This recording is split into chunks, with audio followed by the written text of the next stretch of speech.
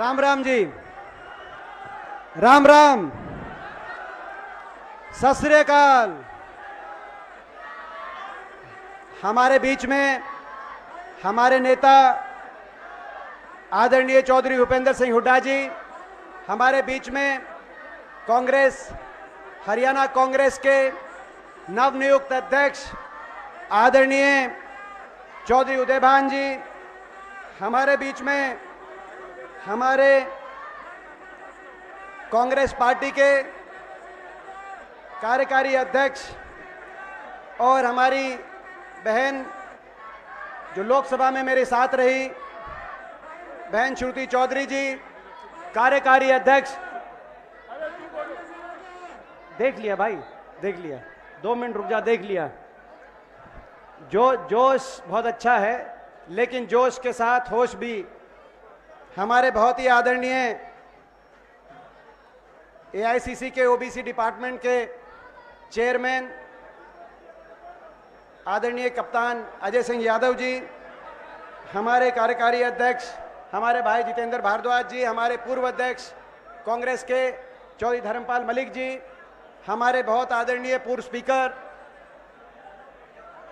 और बहुत हरियाणा के वरिष्ठतम हमारे विधायक आदरणीय डॉक्टर रघबीर सिंह कादियान जी, हमारे पूर्व स्पीकर बहुत आदरणीय कुलदीप शर्मा जी, हमारे सभी, हमारे आज के यहाँ के पर्यवेक्षक अशोक अरोड़ा जी, सभी हमारे विधायक, पूर्व विधायक, पिता के समान बुजुर्ग, नौजवान साथी, जहाँ तक आवाज़ जा रही है मेरी माताएं बहनें, मैं आप सबको आज सबसे पहले बहुत बहुत बधाई देता हूँ, मुबारकबाद देना चाहता हूँ।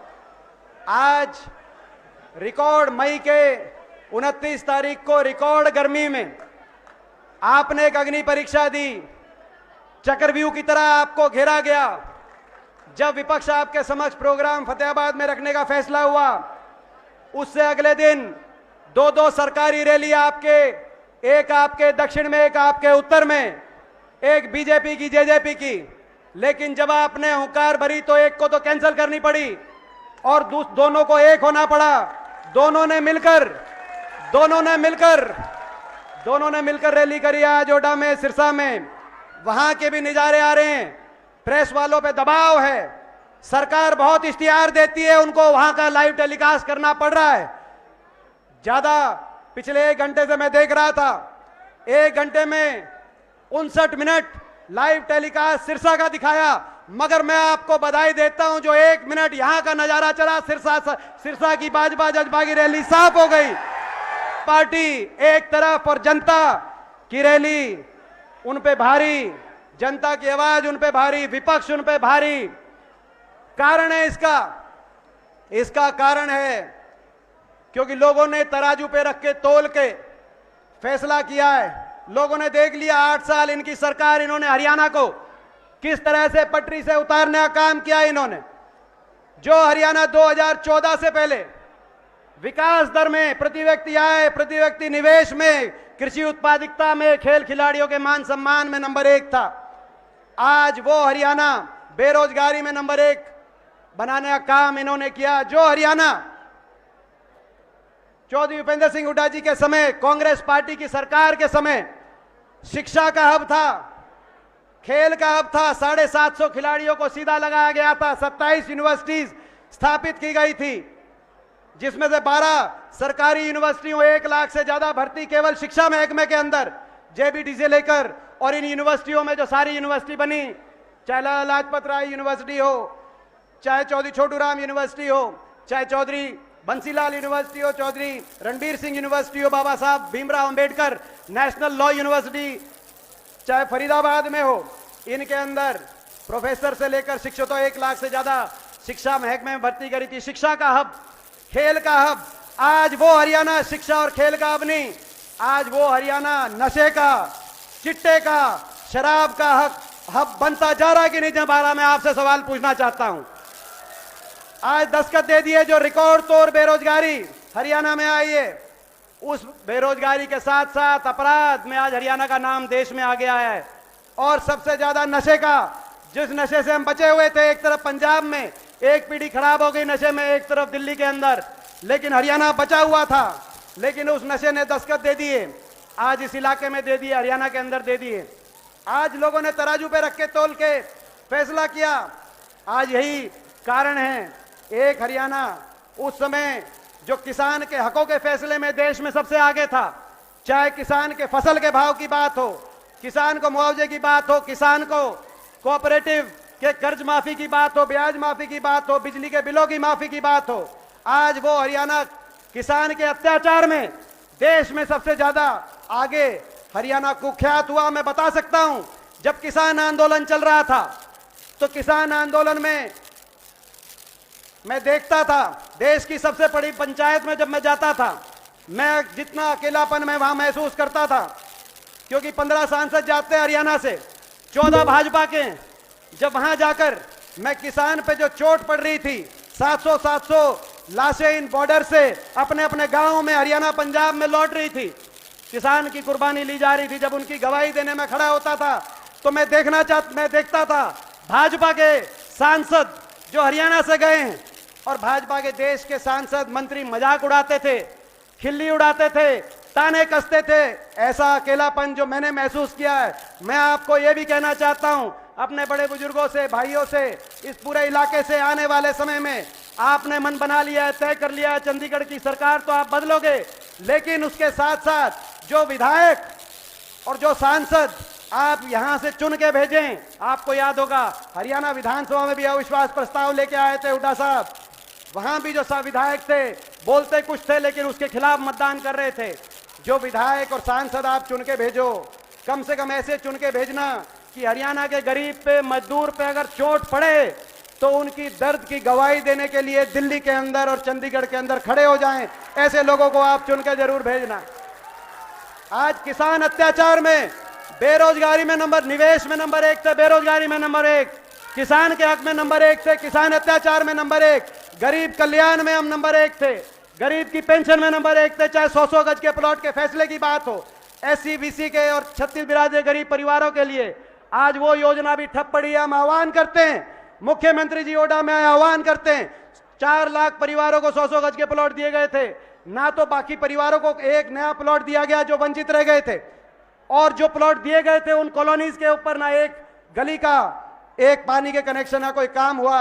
मुख्यमंत्री जी, करना है तो उस योजना को आप लागू दोबारा करके जाओ। चाहे 100 गज के प्लॉट की योजना की बात हो, चाहे मकान की योजना की बात हो, मकान की किस्त की बात हो, किस्त भी यूं की यूं पड़ी है, मुख्यमंत्री मुफ्त इलाज योजना की बात हो, स्कूल के अंदर वजीफे की बात हो, गरीब परिवार के बच्चों के लिए 1ली से 12वीं क्लास तक सबसे पहले और सबसे ज्यादा वजीफा छुट्टी के रूप में हरियाणा का था।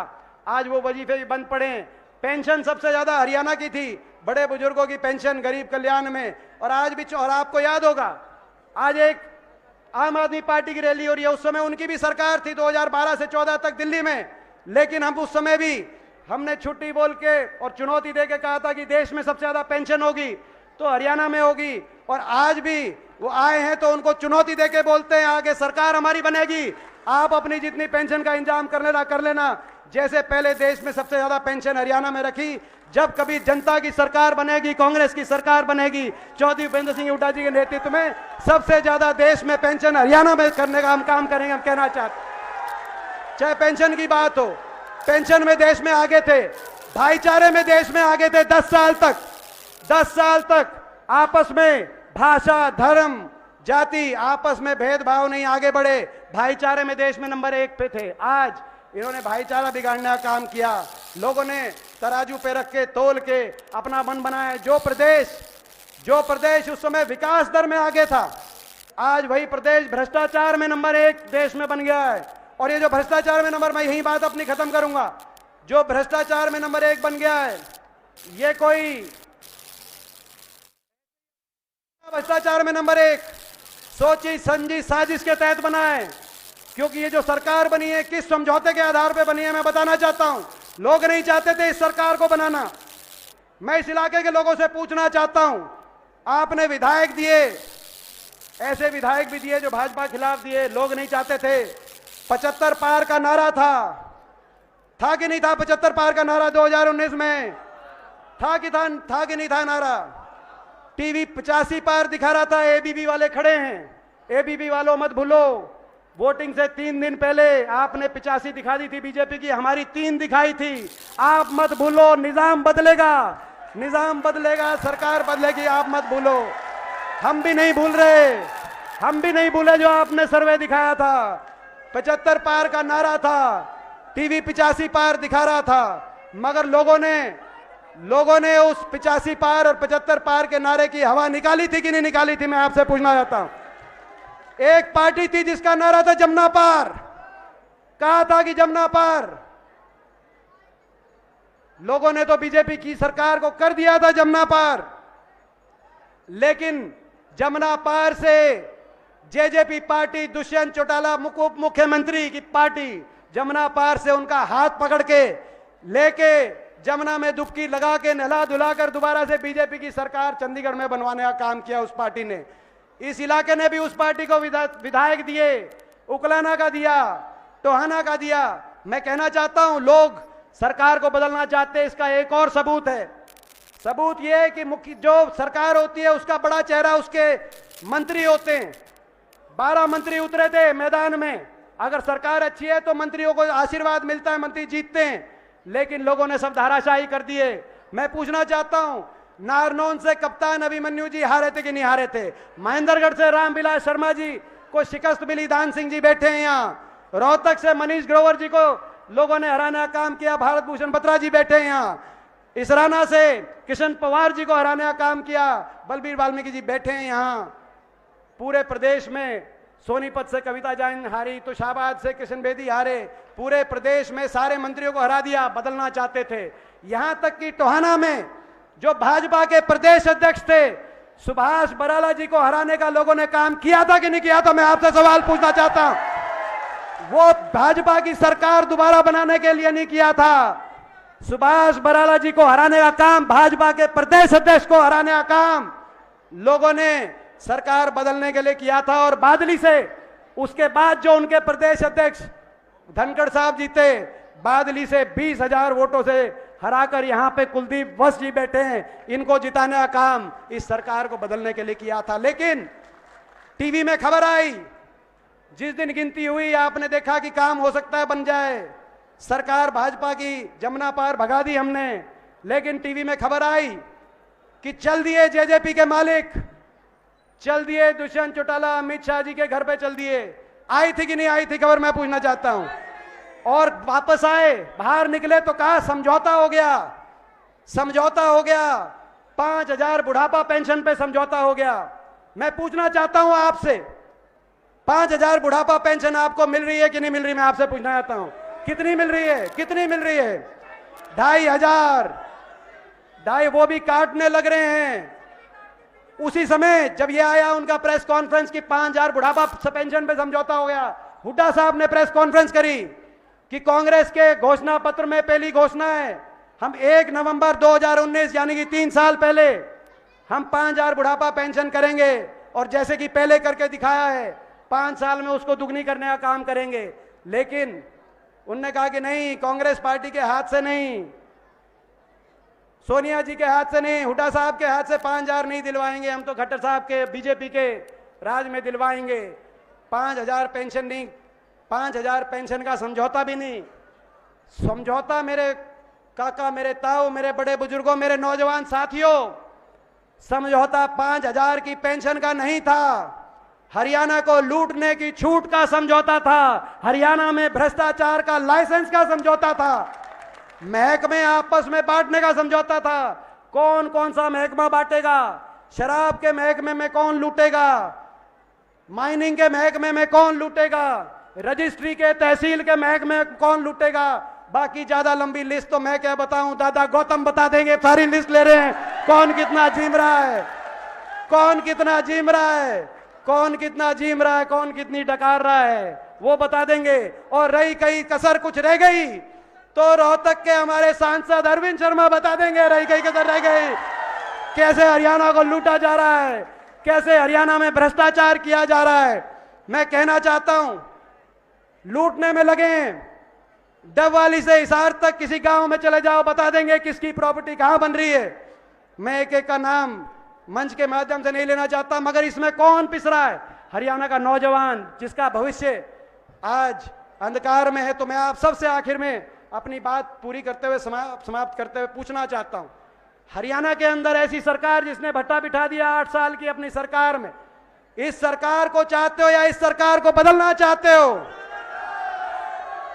तो सरकार को बदलने के लिए जैसे किसान आंदोलन में आपने संघर्ष किया और संघर्ष की जीत हुई, संघर्ष करना पड़ेगा 1.5-2 साल का समय, कंधे से कंधा मिलाकर इस संघर्ष में आपका साथ, आपका सहयोग, आपका आशीर्वाद मिलेगा तो हम जीतेंगे। इन बेईमानों का राज बदलना पड़ेगा, ईमानदारी से लड़ाई लड़नी पड़ेगी। हम संकल्प लेते हैं आपको, हम इस ईमानदारी से लड़ाई लड़ेंगे, इस ईमानदारी से संघर्ष करेंगे। मगर आपसे पूछता हूं कि भाई इस ईमानदारी से संघर्ष में आपका पूरा साथ, आशीर्वाद मिलेगा 1.5 साल तक? तो हाथ खड़ा करके सबसे मैं पूछना चाहता हूं। आपका बहुत बहुत धन्यवाद। और भाई बहुत बहुत धन्यवाद।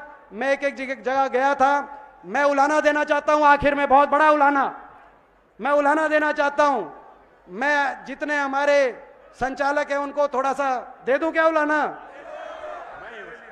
भाई अग्नि परीक्षा कम से कम 5 गुना आदमी बाहर, मैं जब आया था 5 गुना आदमी बाहर हैं कि नहीं है, मैं आपसे पूछना चाहता हूं। एक बार आखिरी जो आदमी खड़े, एक बार बताओ भाई, पीछे देख के चारों तो आदमी है कि नहीं है बाहर बात? अगली बार खुले में। तो भाई ये खुले में, चाहे खुले में करो चाहे तंबू, कोई बात नहीं, गर्मी का टाइम है, तंबू लगा लेना भाई, मगर तंबू थोड़ा सा बड़ा लगा दियो अगली बार। तो इन्हीं शब्दों के साथ आप सबका बहुत बहुत धन्यवाद। जय हिंद।